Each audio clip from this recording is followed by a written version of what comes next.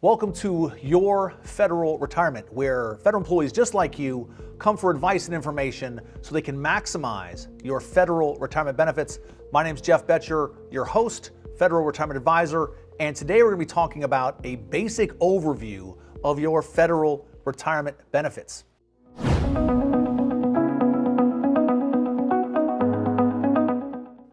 This content is for informational purposes only and is not personalized financial advice. Please read the disclosure on the page. Folks, probably the biggest thing to do here is regarding educating yourself on your federal retirement benefits. Now, you're here watching this podcast. The assumption, of course, is that you're going to be, checking out some other resources. We're all for it. In the link below, I want you to do a couple things. A, subscribe, because we're constantly producing new material. I also want you to sign up for the newsletter, but definitely subscribe to our channel here. And so we're going to be distributing information. We'll get more information out to you. You will also find links and resources in the information attached to this podcast. You're going to find all sorts of clips and links related to other information that you can do some reading on. So we've done the work for you. We've aggregated a lot of the content. We hope you use it because step one, educate yourself on your benefits. That's probably the primary component there. So let's talk about some details. For many people, retirement is inevitable, and the reality is that life is short. So taking action now and learning about your federal retirement benefits and learning about, more importantly, maybe the retirement process that you're going to be engaging in and the systems on how to engage. Preparing for retirement savings, you have to take into consideration the consumption. We'll talk about how to calculate consumption shortly. And you also want to take into consideration when you lose your mobility, sacrificing your health, hopefully many years from now, how does that impact your financial condition? Are you planning on working a second job, or do substantial cost increases related to long-term care or things of that nature, how does that weigh into your ability to satiate your financial needs? Some of the benefits specifically related to your pension, to your FERS or CERS annuity, the income from the pension is very high compared to private market pensions.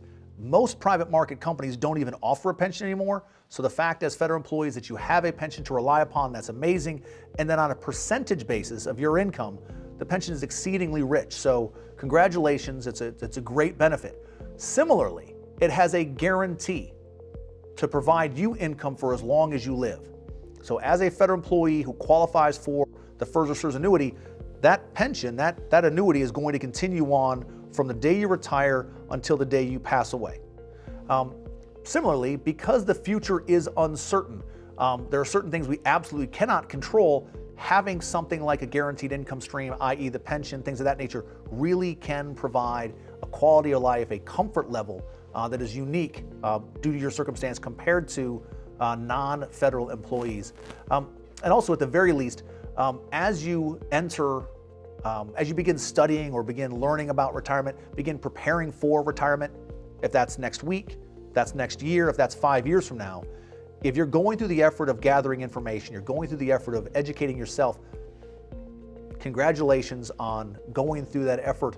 And as I mentioned a few minutes ago, educating yourself on the rules of your retirement, educating yourself on the benefits, that education does have substantive value. The key takeaway here, what I hope that you will gather as a key primary topic here, broader perspective, deeper knowledge, both broad and deep. Broader knowledge, deeper understanding of your benefits, how they work. They are going to have a massive impact on how much you receive in retirement, how comfortable your financial life is. More knowledge is better. So let's talk about the basic overview related to your federal retirement benefits. We are going to concentrate on FERS, on FERS individuals, the percentage of individuals who are still CSRS or who are still employed and also under the CRS or CSRS program, very small. So we're going to focus on FERS. FERS started in '87, dated back to '84. It's for federal employees hired after those dates. With the FERS benefits, they refer to it as or it's often referred to as a three-legged stool. The third leg of that stool is Social Security, or as I'm often told to pronounce it, Social Security. Apparently, I mispronounce that sometimes. So, it's the FERS pension, FERS annuity, Social Security, and the thrift savings plan. So you want to make sure that you're taking advantage of all of those. Let's talk about the importance. How valuable is the FERS pension? Approximately 40%, that's the estimate. Approximately 40% of your pre-retirement income, or I should say differently, approximately 4% of your estimated retirement income, the amount of money you're going to make in retirement, about 40% of that is probably going to come from your FERS pension. Now, past the basic information, I want to touch on a couple, I'm going to call them key critical components, subsets of the bigger picture. Let's talk about the most basic. When you retire, your salary stops. What you have to recognize is that as your income ceases from employment, you have to replace it with other sources. Now, that's oftentimes your TSP, your pension, Social Security, what have you. So you really have to start looking at the math, but you have to recognize very clearly that income will end and the next income has to begin. Now, when we look at the different income sources, we're going to talk about retirement eligibility. Specific to FERS, we'll talk about the minimum retirement age and eligibility for retirement. If you retire, or if you choose to retire under MRA, you need to be mindful, conscious of the fact that your post-retirement work, if you choose to take a job after federal retirement, retire at MRA, take a different job, start collecting Social Security, that subsequent job is going to have an impact on how your Social Security is taxed. Your unreduced pension, or a pension that is you're getting full bore, as much as you would eligible for, that eligibility, years of service, high 3 income, is also retirement eligibility based on the age in which you retire. You could have 20 years in, be 38, for instance. That's not MRA. You have 20 years, but you haven't reached the retirement age yet. And so the retirement age, or the minimum age for an unreduced pension, is 5 years of employment and age 62. You're also eligible to receive an immediate FERS pension for individuals who have MRA, who have reached that age and 10 years of service, or age 60 and 20 years. 4% rule. You take 4%, you multiply it by your retirement savings. $500,000 or $2 million.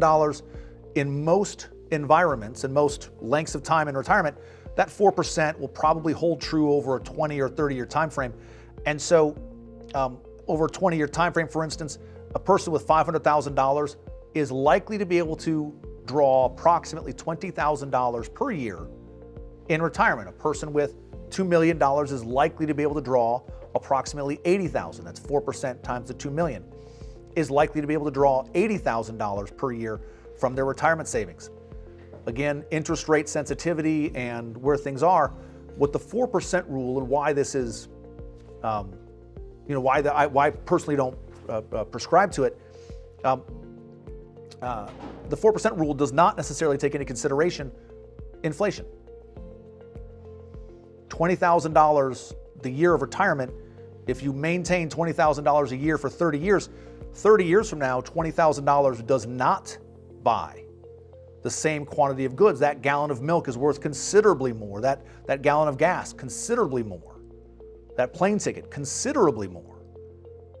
So the 4% rule fails as it relates to certain taxation and inflationary concerns.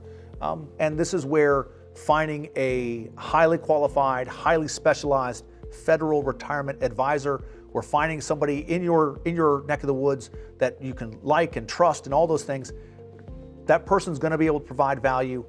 The highest quality of those federal retirement advisors will be able to consult with you with regard to not only how to avoid major negative swings in your portfolio, but will also be able to help you identify the cash flow that you can safely take from your portfolio. So you can contact PSRE. You can contact us. We're one of the largest national affiliates of individuals. We think our guys are really talented. So if you're interested in talking to somebody, you can certainly reach out to PSRE. We're happy to help. The link will be in a link will be in the information below. Schedule an appointment, interview lots of people. So again, thank you for your time today.